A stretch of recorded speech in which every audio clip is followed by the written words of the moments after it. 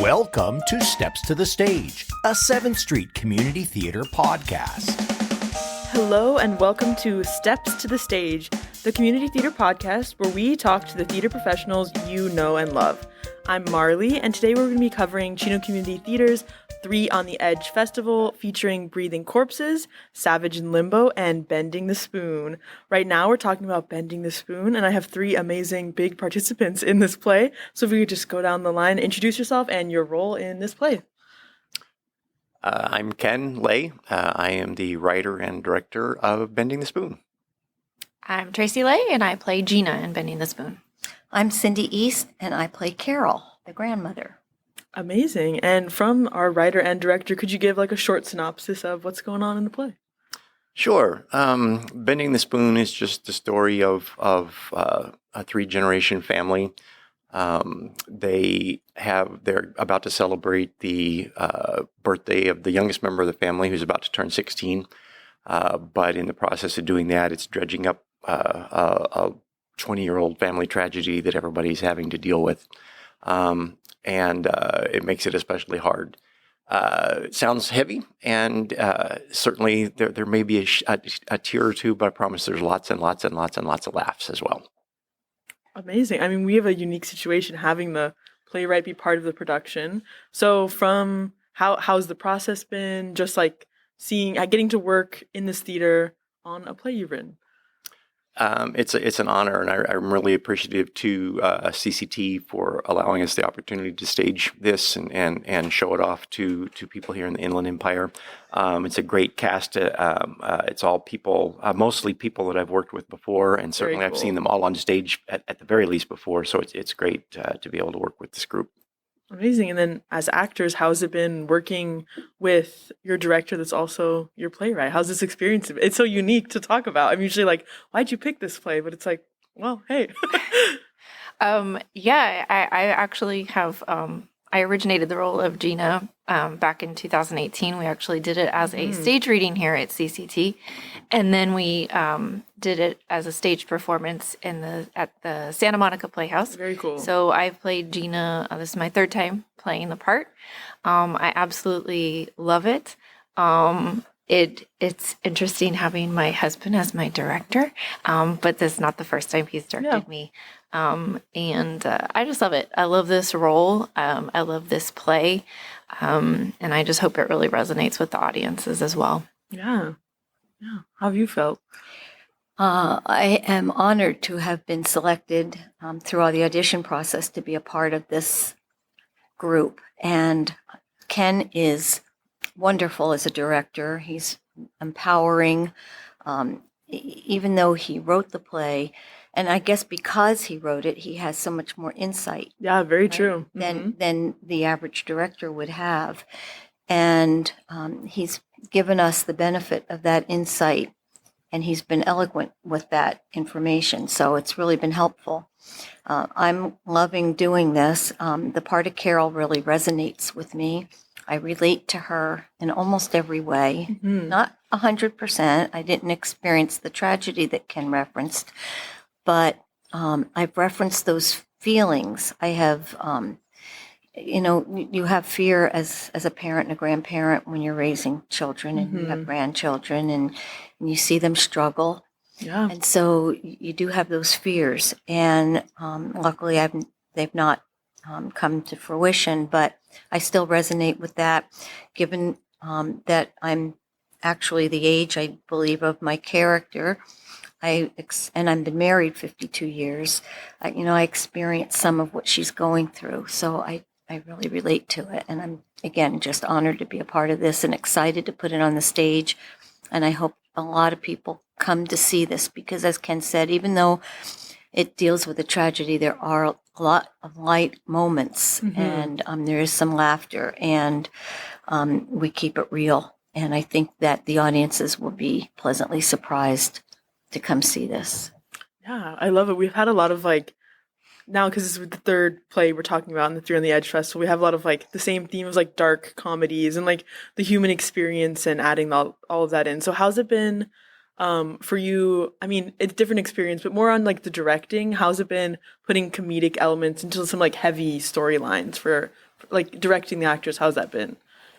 I think you have to have that if you're going to deal with heavy subject matter. You can't bang people over the head for 2 hours and leave them limp and lifeless. I think that this show is actually quite the opposite of that. I hope that it will infuse life into the people that see it.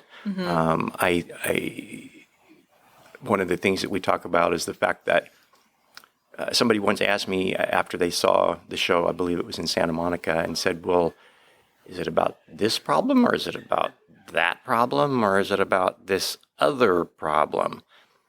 And my answer really was, it's about all those, and yet it's really not about any of them, because it's really more about the fact that sometimes in life, more than one thing hits you at the same time, and you don't always get a chance to resolve one before the next one comes along. And that's really more what it's about, and how you do that within the structure of a family, and how a family can either contribute to those problems or hopefully help you solve those problems.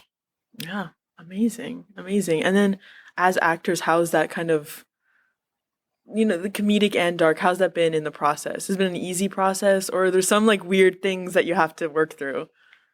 The comedic part comes easily, I think, for me in this show. Comedy is not always easy. Yes, very true. Drama comes easier to me, but in this particular show, the comedy comes easily to me. Our opening scene just starts with laughter, and so it's just really easy to play on that. There's a lot of ups and downs in this show. But I think that the cast as a whole is doing a great job bringing about all those light moments as well as the heavier ones as well. For me, it's just the opposite. I've always been known as the comedic actress and a comedic director. I usually always write. Definitely. So I almost always get the comedies. And so, and I love comedy, and it is hard, but for me, it's natural. So this has been a departure for me.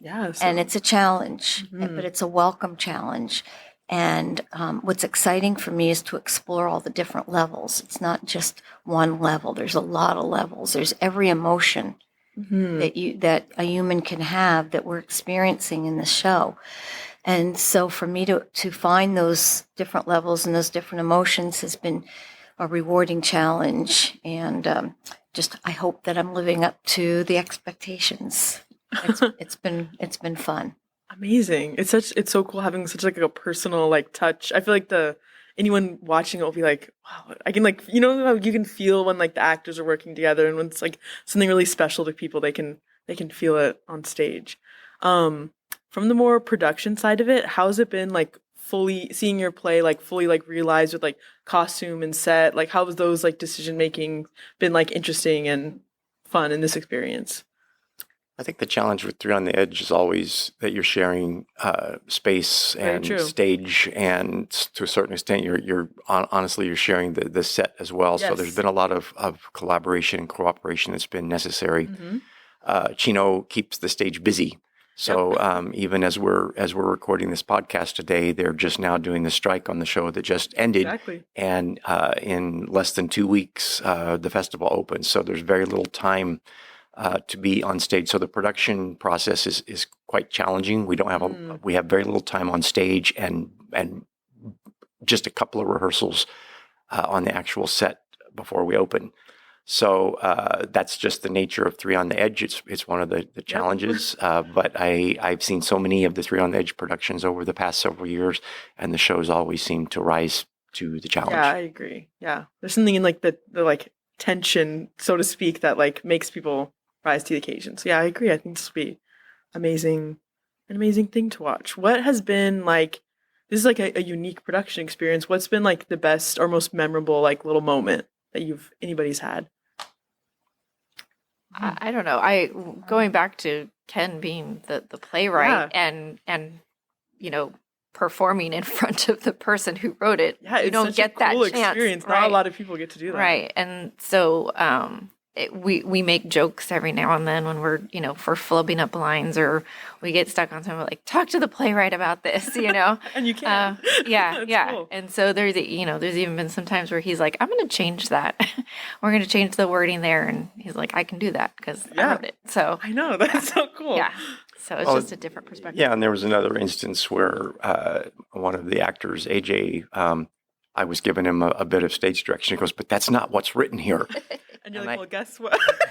Yeah, I mean, I said, well, at the time I wrote it. It hadn't been produced yet, and now that I see it, I need to make this change. And so that's also one of the fun things, just being able to have the opportunity to direct it. You see sometimes, I wouldn't call them mistakes, but just once you get it on its feet, once you get on its feet, something that you had in mind doesn't quite work, or you think it would work better a different way. So it's interesting. I've been really grateful to Cindy and Tracy and AJ and Paul and Stephanie and Dylan and to Flynn. They've all been so gracious in working with me on making changes. I do have a pretty distinct vision of what I wanted all these characters to be like. Yeah. And it's a challenge for a director, especially if it's something that you didn't write.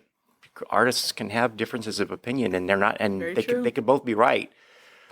It's hard to feel like, as the writer, I am right, because I also want to allow some of that.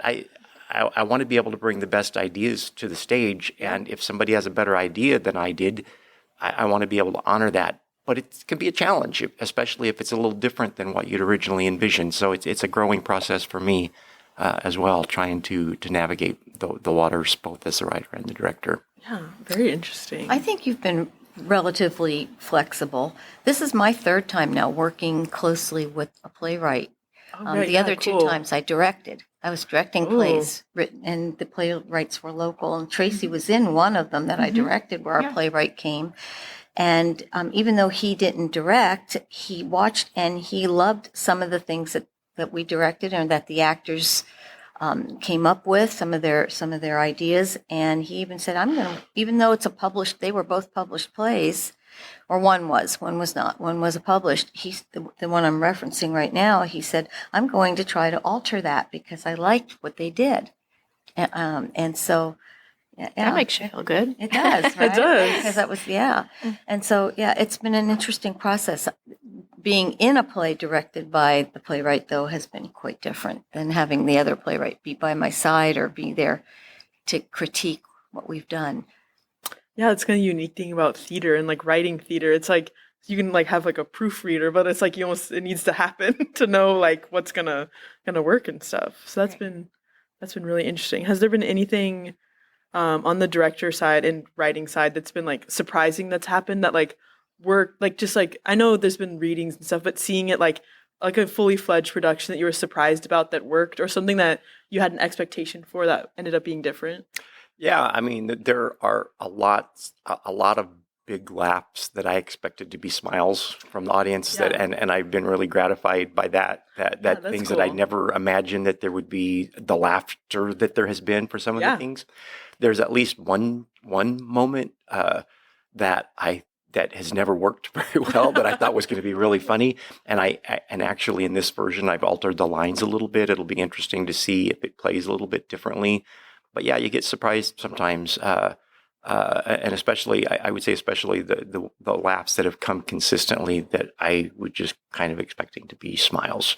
To actually get the laughs. So there's still some scenes that I'm not a part of, and I'm watching, and I still giggle to myself as I'm watching it, and I've seen it many, many times, and they still make me laugh out loud. So, and even where there's not outright laughs or guffaws or in the heartbreaking moments, there's also heartwarming moments, so that it may not be an outright laugh, but it's pleasant, it's warming. Amazing. I know, it's so cool, such a unique experience to be a part of. So everybody should come and see, because it's a new thing that you won't be seeing before. In the process, what was for our actors, like, I know we kind of talked about the drama being most challenging for you, but did you have anything else that kind of like you got stuck on and you feel like you like overcame now in this part of the process? For me, I would say that it's learning the number of lines that I have. It's a lot. It's a lot of lines, and it's one of the bigger parts I've had over the last 2 or 3 years. Mm-hmm. So I've had to sharpen the brain cells a little bit. Yeah. Yeah, it gets harder to remember those lines the older you get. Absolutely. Tell me it does. Absolutely. I think for me, there's been a couple of times where I'm kind of stuck on a line reading, and I'm not normally one to be like, how do you want this said? But I did ask Ken, I'm stuck on how you envisioned this line being done. And he's not one to give line readings either, but when he was asked, he provided, and I was like, oh, that makes more sense. Okay, yeah, okay, I got it. So other than that, I feel like these lines just flow from me. They just, they're with a minor exception that there's I have a handful of lines that are all really similar in different scenes. So remembering which line comes where has been a challenge for me. There's always those tricky ones. Those lines that get you every now and then. Yeah. Yeah. So amazing. Also, I know it's kind of, we're looking at like a family, the setting of like a family, like looking at bigger things.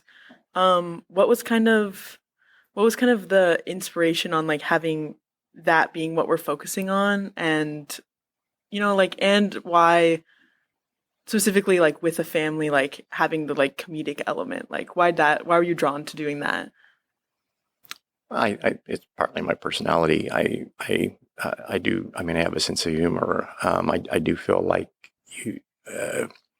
I wouldn't say that the humor is really self-deprecating humor per se, but I do feel like sometimes you just have to laugh instead of cry. Yeah. And I do feel like some of and don't ask me to name any off the top of my head on the spot, but I know that a lot of the movies and plays and whatnot that I've seen that are dealing with heavier subjects, that the ones that also spend a generous amount of time making me laugh are the ones that generally I'm more drawn to.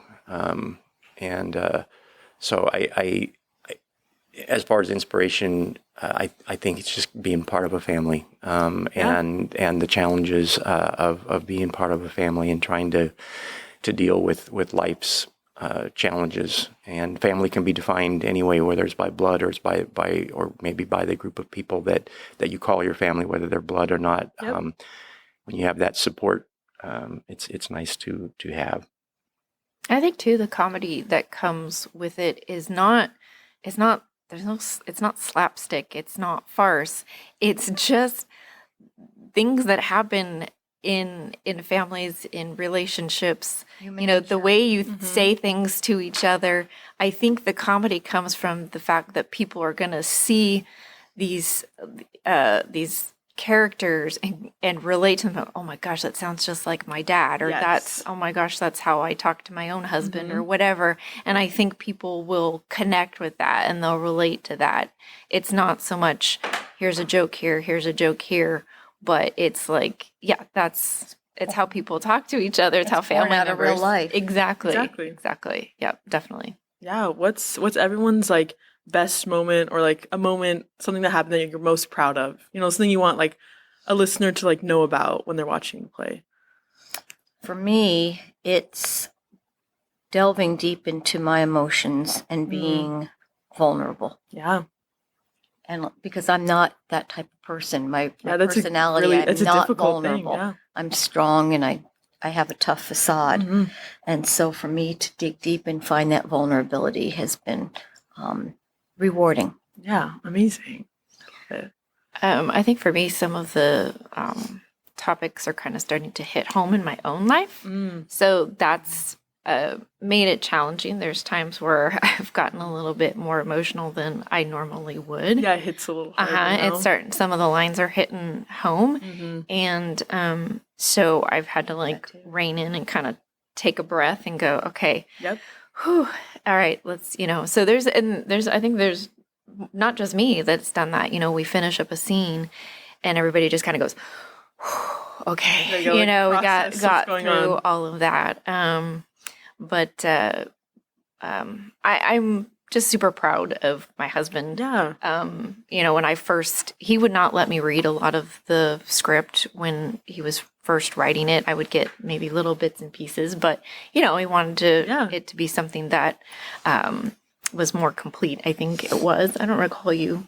Correct me if I'm wrong, dear. I didn't let you read much of it until it was pretty close to being finished. Yeah, and just super proud of this because it's like we've said throughout this podcast here that it's funny, it's heartwarming, it's gut-wrenching at times, it's real, and I think that's what people will connect with, just the realness of these characters, the realness of the issues that they're dealing with, and I just could not be more proud of Ken for what he's created.